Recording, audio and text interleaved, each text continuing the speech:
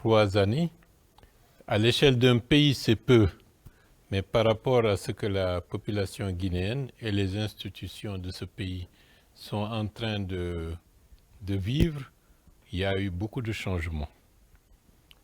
Si vous me le permettez, d'abord en ce qui concerne la question du vivre ensemble, la recherche de la stabilisation du pays par le biais de la cohésion nationale qui doit être renforcée après le régime de M. Alpha Condé. Et cela avait montré l'indispensable nécessité pour les nouveaux dirigeants de ce pays de mettre la question du rassemblement comme une priorité des priorités. Et les assises nationales qui ont pour vocation de déblayer le terrain pour qu'on ait une véritable politique et une stratégie de réconciliation nationale.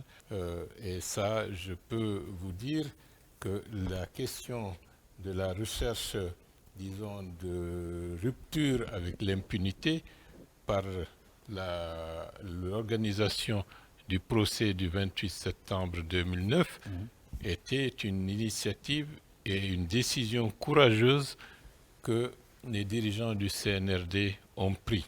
L'aspect économique, la lutte contre la corruption qui est une véritable gangrène depuis très longtemps. L'instauration de la Cour de répression des infractions financières et économiques est un élément.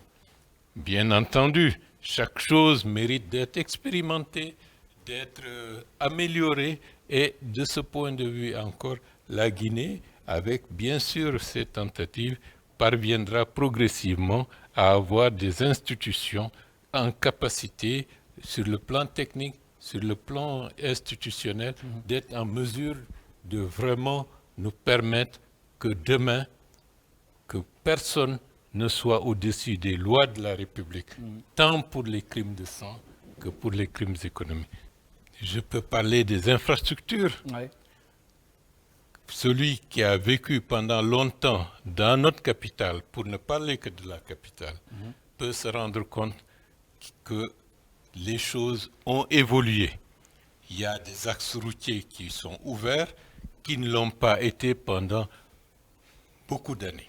Et on se pose la question, mais pourquoi on n'a pas pu faire ça depuis très longtemps?